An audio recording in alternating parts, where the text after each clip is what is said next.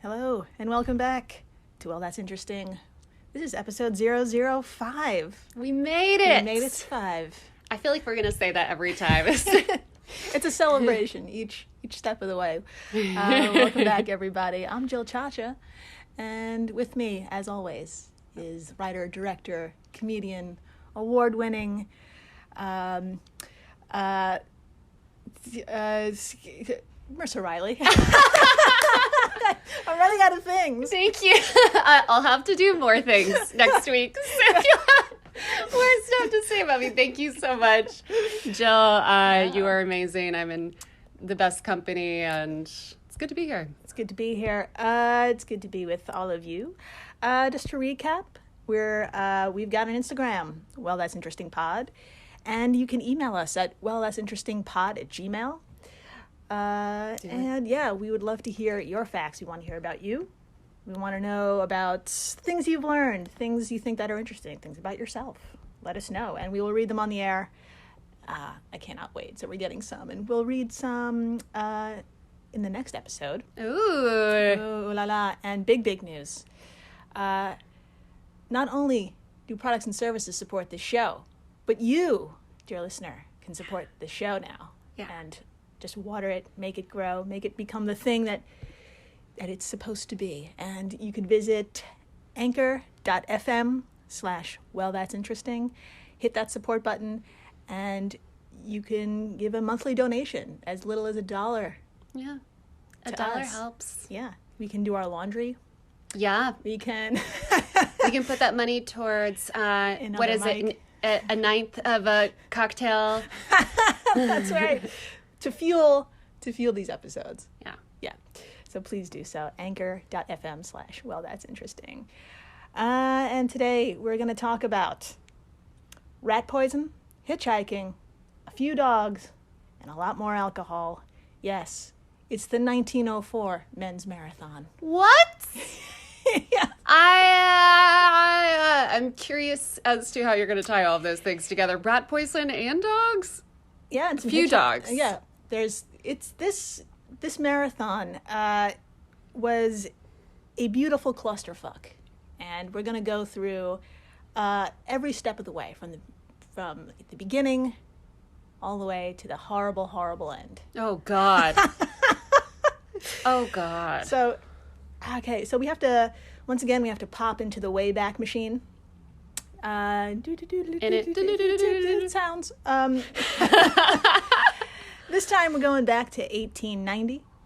Oh wait, before I do that, corrections corner. Oh yes. Yeah, before Vital. we go into 1890. Last episode we spoke about the Cold War, those fish farts. Yes. Now I had my notes handwritten, as I usually do, because I'm weird like that, like to handwrite everything. I said 40 decades. That's not exactly correct. It's 40 years.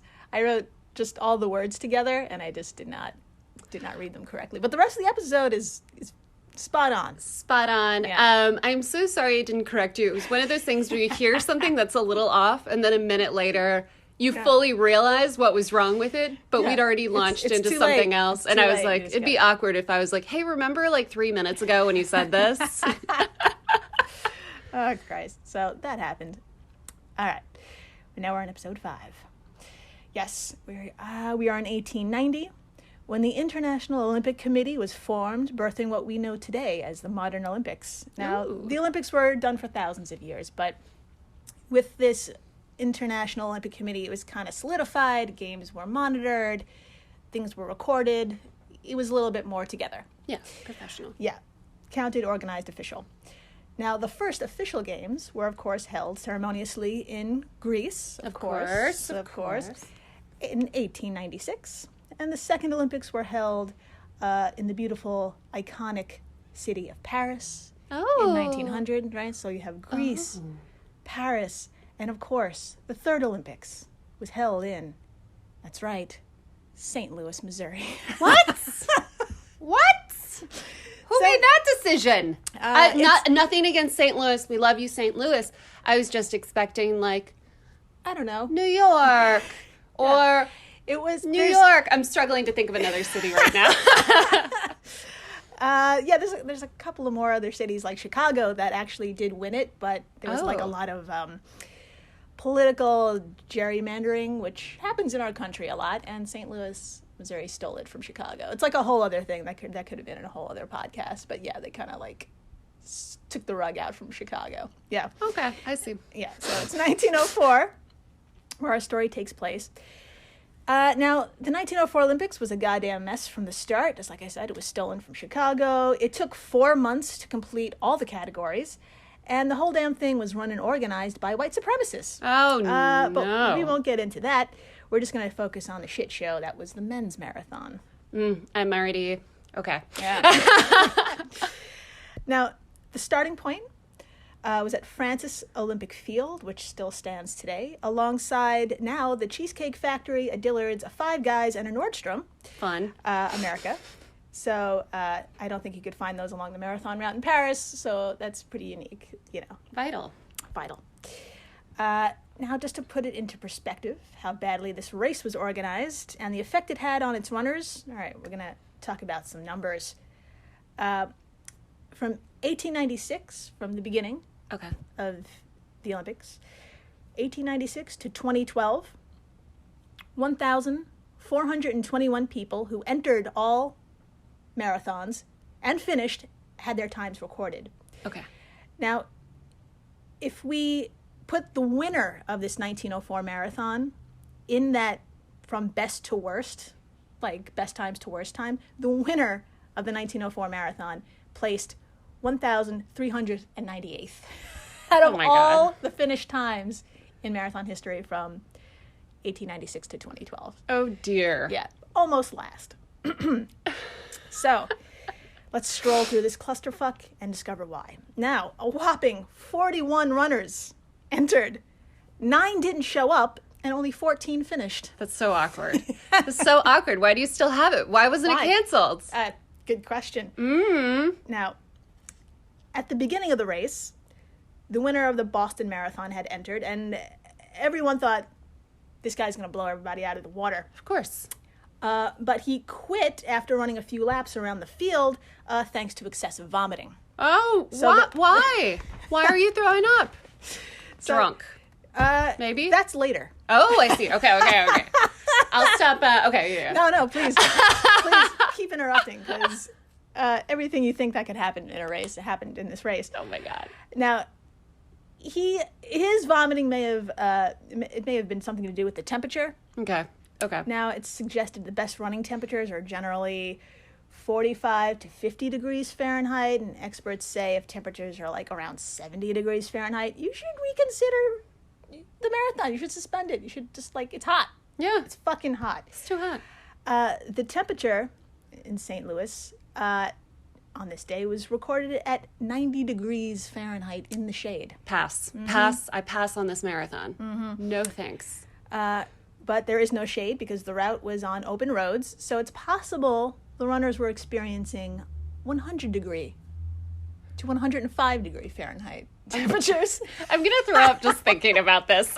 Oh my God, these poor guys. God. It's too much. You know what else? You know what doesn't make you excessively vomit? What? It's the sponsors of the show. They just want to take care of you. Yeah. So agreed. Buy these fucking products so we can continue making this informative show. Yeah, and continue not throwing up. Hello, everyone. You may recognize me as Gabby from the History of Everything podcast. And my name is Brenna, and you don't recognize me from anything yet. Together, we're two scientists who explore all of the weird little questions and conspiracies of the universe in our new podcast, Mystery of Everything. Everything has an explanation. We hope. But that is what we're here to figure out. We will dive into the science behind many popular conspiracy theories, such as vaccines causing autism, flat earth theory, and was the moon landing fake? And if so, why the heck would anyone even do that? But it's not just conspiracies. There's a lot of cool mysteries that we will attempt to use science to explain, such as near-death experiences, what made the Vikings go berserk, and can I control my co-host with MK Ultra? Wait, what? Anyway, make sure to check out the Mystery of Everything podcast everywhere where you find your podcasts. We're the All Creatures Podcast. Each week, Angie and I explore and share amazing details about the many animals we share our world with. Plus, Chris and I are both PhD scientists and educators. So we do the deep dives in the scientific research and then come back and share what we learn in a fun and casual way. We also speak with other scientists, animal experts, activists, and many other conservation enthusiasts from all over the planet. So you can find the All Creatures Podcast wherever you get your podcasts. Hey everyone, Jill Chacha here from Well, That's Interesting, and I am absolutely thrilled to tell you about Spotify for podcasters. I use it, I love it, and it all started by downloading the free Spotify for Podcasters app, which has all the tools you need in one place to record and edit your masterpiece of a podcast. Spotify for Podcasters also distributes your show to all major platforms. So when you hit publish, your episodes will stream not only on Spotify, but I'm talking about the Apples, the Googles, Stitcher, Good Pods, the other ones. You get the idea. And you can monetize your podcast with no minimum listenership required. You could also set up monthly subscriptions and record ads just like this one. So what are you waiting for? Download Spotify for Podcasters today and start changing the world. Oh, and please, stay interesting. Oh, we're back. I always amazed by the companies that step forward boldly and sponsor such a groundbreaking show. Agreed. And I want to buy all of the things, subscribe to all the services. Multiple times. Maybe too many times. Okay, so it's hot, it's humid. You want to keep the athletes hydrated, right? Generally? Yeah. Okay, no. Oh, JK. So the single water source was a well. No. At mile 12. No. Okay. Okay. Oh, it was also a dirty well. Okay. I'm imagining the ring. Yes. Only water source has a dead girl in it. Move over, Gatorade. Okay, so all of this was reported by a man named Charles P. Lucas, and we're going to talk about him in a minute. But he recorded all this crap. And as he stated, quote, "The international athletes were not accustomed to the water, and as a consequence, many suffered from intestinal disorders," end quote. So people were dehydrated and shitting themselves. Oh my God. So, jeez. now, some powered through the poo, only to... Pause on powered through the poo. I just spit all over you when I said that. That's an amazing phrase. Let's put that on a t-shirt. Some power. We're gonna have a merch store up, and all of the amazing things that come out of our faces are gonna be on shirts for you guys to wear. So get pumped about that. That's coming. So some powered through the poo, only to face horrific internal injuries. For example, at mile 19, an American runner, William Garcia, was found on the side of the road coughing up blood and nearly passed out. He was saved by a passing car, which brings us to this facepalm of a fact. Now, the road itself that they were running on, the road itself caused his injury. You see, the 24 miles of road really were actually just a dirt path, not pavement. Okay. And dusty particles were kicked up into clouds, yes, by runners, but mostly cars, passing traffic. What?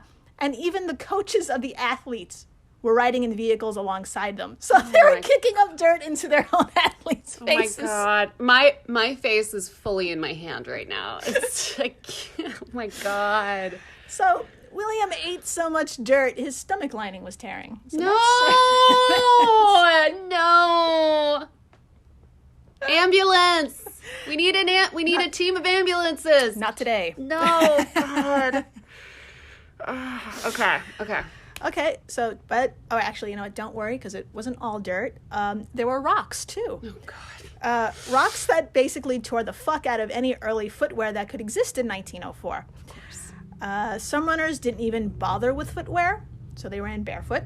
No. Like the very first Africans to compete in any Olympic event. It was in this race. There's 2 men, Len Tao and Jan Mashiani, 2 Tswana tribesmen. Okay. Hopefully I said their names correctly. Now, I know what you're thinking. Wait a minute. Wasn't this organized by white supremacists in the South? Yes. Yeah. Did these racists reach deep down and just see these 2 men as men? No. You see... Oh. Yeah. You see, only 14 countries sent... I mean, just imagine the modern Olympics. It takes hours to, like, introduce all of hundreds of countries, right, today? But in 1904, only 14 countries sent athletes to this Olympics, and organizers were desperate for competitors. Remember, only 41 entered, and 9 didn't even show.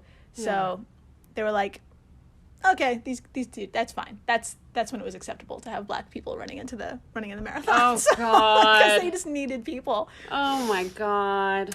Okay, I am happy to say both of these dudes finished. Len actually placed 9th, and Jan placed, or I would say Jan. I want to say Han or Jan, but Jan. Jan, okay. Yeah. He placed... Or Jan. I know a Jan, actually. Jan. From South Africa. Oh, there you go. That's probably it. So, could be Jan or Jan. Len placed 9th. Jan placed 12th. I am unhappy to report that Len was chased a mile off course by feral dogs. What? And he still placed 9th.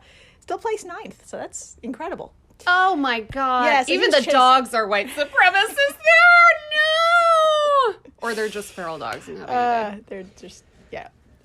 So let's get into another story of overcoming ridiculous obstacles. One athlete, Felix Carvajal. All right, let's do that one more time. One athlete, Felix Carvajal, was determined to join this race. The mailman from Cuba, who never ran a marathon and wasn't invited to run by the Cuban Olympic Committee, and had absolutely no funds to get to St. Louis, but he had dreams, goddammit. Yeah, he did. He wanted to get into this Olympics. So he ended up raising money by supposedly running the length of Cuba, 700 miles. Oh. And the notoriety got him a little fame, which led to a little sponsorship. Sponsor us. I don't want to run 700 miles. No, me neither. Supposedly this dude did, and it got him a ticket on a boat to New Orleans. Cool. Where he lost his earnings in a craps game. You know, how do you run the length of Cuba and then, whatever. Yeah. So he's still goal-oriented, and determined. So Felix hitchhiked, rode in boxcars, he hoboed it, and yes, he ran all the way to Francis Field. Now, imagine a marathon runner, okay? Even in 1904, they typically wore shorts and sleeveless shirts. Felix rolled up with just what he had when he left Cuba. He rolled up in a baggy long-sleeve shirt, long johns, pants over those long johns that he cut at the knee to make it look like shorts. Oh, my God. All held up with a belt and all fashionably pulled together with a beret. All right, a beret. All right. Yeah. Be cute. So, fashionable and hungry. While running, somewhere along the way, Felix decided to just pick some apples and eat food that was off the side of the road. And that may have been slightly rotten because, he started to feel like shit, and he decided to take a nap. Somehow, he finished 4th. That's how bad this how bad this marathon is, that man. Bad fruit and a nap. He still finished 4th. God. Yeah. Placed better than Len somehow, who was chased by feral dogs. Yeah. Oh God. This half-assed disaster still, it kind of gives me hope about America pulling through some hard times. And we're going to take another short break because we got a long way to go with this marathon. So I'm just going to take it. Feral dogs. 20th Century Studios presents Vacation Friends 2, now streaming only on Hulu. Look at us, all together again. We just wanted to give you guys a real honeymoon. Shots! Now streaming. He was just released from jail. Where can I get a drink around here? Back on vacation. This place is nice. It's drug lord nice. I'm sorry, drug lord nice? With more baggage. Ever since he showed up, he turned this relaxing vacation into total chaos. Who does that? Vacation Friends 2, rated R, now streaming only on Hulu. And we're back. We're back. Ooh. Oh. Speaking of music, the show needs music. Yeah. If you're a musician, if you're in a band, Fuck yeah. if you're quarantining, which you better fucking well be, goddammit, send us some jingles, and maybe we'll use them with your permission, of course. Yeah. Yeah, you'll get famous. It would be awesome. So- If you're bored, fuck yeah. Send Do them. it. Email us. wellthatsinterestingpod@gmail.com.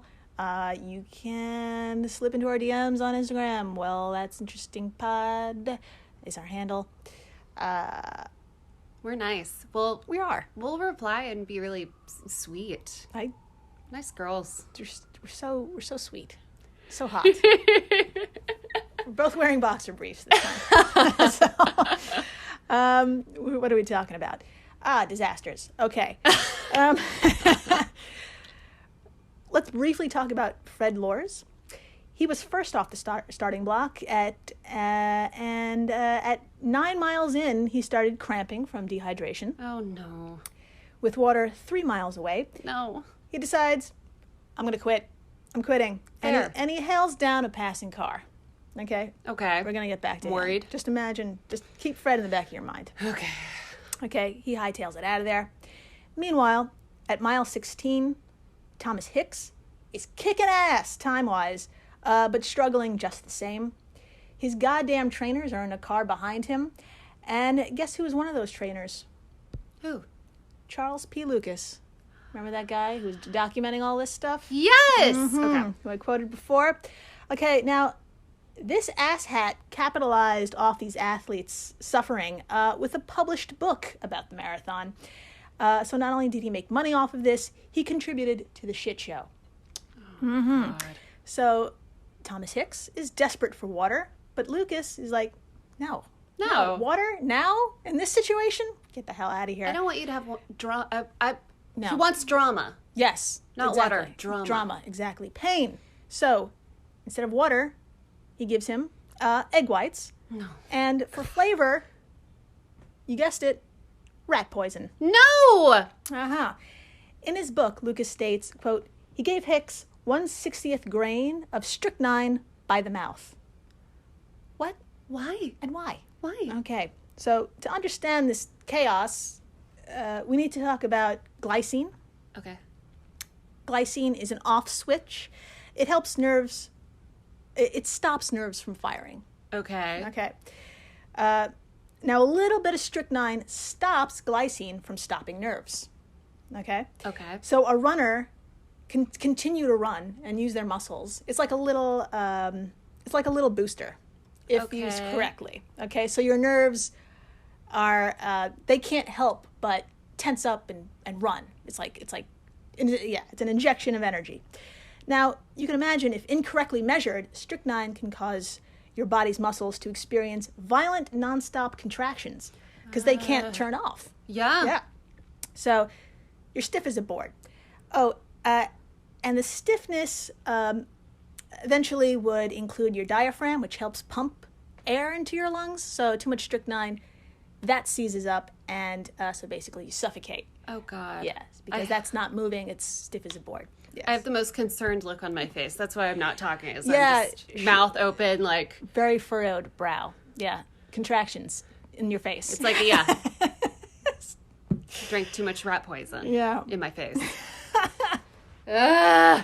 So, all right, Hicks, where was he? He was at mile 16 when he was given egg whites and rat poison.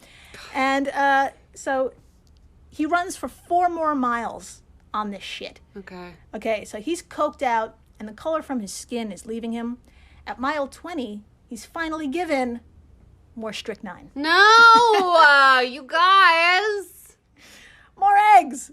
Jeez. And desperate for any liquid, Hicks, he'll just take anything at this point. I mean, his mouth is dry from the dust, from the heat, fucking egg whites, rat poison. He'll take anything, and he washes this all down with, of course, brandy. No. Gross. Oh, do you remember Fred Lors? Yes. The guy who quit at mile 9? Yes. He's like, all right, so the car he flagged down broke down conveniently near mile 20 of the race. Fred, feeling, all rested and chipper, he's like, you know what? Car broke down. We're at mile 20. I'm decided to get back into this race. Oh, my God. And he runs right by drunken, drugged-out Hicks, whose knees are stiffened to hell. So the strychnine is really hitting him hard. They gave him too much. So he's starting to stiffen up. Right? Dehydrated, drugged, and now stiff as a board. Because this is 1904, a bystander gave him more brandy to cure the stiffness. What? Is everyone just walking around with, like, water bottles of fucking brandy? Yeah, it's 1904. That was medicine. God. Coke and... I prefer whiskey, but they were just, brown alcohol, whatever you got. Yeah, the other brown water, brandy. God. Oh my God! Put that on a T-shirt. Okay, so you're right. It's happening. Put that on a the tote. Other brown. Yeah. All right, where are we? Oh, for the love of God! The helpful bystander gives Hicks more alcohol, and at mile 23. Hicks starts hallucinating and believes he's back at the starting gate. Of course he does. He's demoralized. He's traumatized. He's like, I can't go on. But he's only got 1 mile left, right? Mm-hmm. So his 2 trainers get out of the car, finally. Yeah. And they decide to prop him up on either side. So all 3 men are running together the final mile. That's kind of adorable, though. And they finish. They run the mile together, yay. All to witness officials giving the trophy to Fred Lors. I love it. I love it. I have to say, that is the fairest win. All things considered. Well, I mean, Hicks finished on his own horribly. Fred kind of cheated. But okay, so Fred was more than happy to accept the winnings until the driver of the car that gave him a ride showed up and was like, yo, I gave this man a ride. Oh. He totally cheated.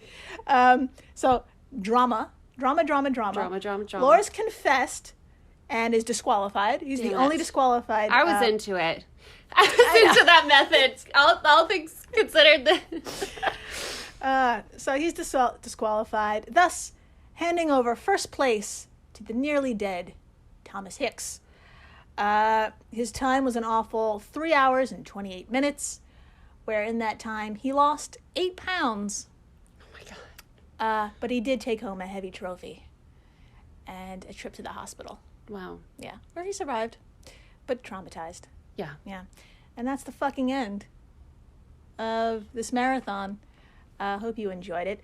I believe, this is just off the top of my head because when I saw the official list off Wikipedia said, so the winners from 1st to 4th place, 12th place, of course, 9th place, of course, was documented. But everybody else finished so poorly they didn't even bother recording their times. Really? Yeah. So. Oh my God. So 5 or 6 people had recorded times, but nobody wanted it this lake. So who knows what happened to those people? Who knows? Yeah. Well. And that's that. But we know what happened to these people, and it was a lot. It was a lot. It was a lot. I feel for them. I highly recommend, maybe I'll put this on the Instagram, looking at the finish photo of Thomas Hicks. That man has the look in his eyes is just, it's as though he's seen war. Yeah, so. Amazing. At least they gave him a ride to the hospital. At the very least. They did. At least they did that. Yeah. To pump out all of that rat poison. Jesus Christ. Actually, you know what? I don't want to go to the hospital in 1904. It could be worse. I could just give you more rat poison and brandy, and They have an IV of it. It's just like one IV of rat poison, one IV of for a Andy. different type and of no alcohol. water. No water ever. No. Oh, God. So we've come a long way. Anything you want to plug, Marissa Riley? Isn't She Funny is on Zoom. It's a comedy show, all-female lineup. Do it free, but if you're a dude, you can come watch. And it's every Monday, 8 p.m. Eastern Standard Time. I think that's it. I think that's it. Do I have anything to plug? Yeah, keep an eye out for our merch store. It's going to be great. There's going to be T-shirts. There's going to be maybe some hoodies, some mugs you could drink brandy out of, and it's going to have some funny-ass sayings on it that are all inside jokes that only you know. Yeah. And it's just like other people. Maybe if we ever get back into an office, they'll be like, what the fuck's that about? And then you have something to talk about. Yeah. And they'll be from jealous. A distance. They'll be like, from a distance. That looks awesome. I want to be a part of that. Tell me about this. And then you can recite the entire 1904 men's marathon disaster. All right. Stay interesting, everyone. Please do.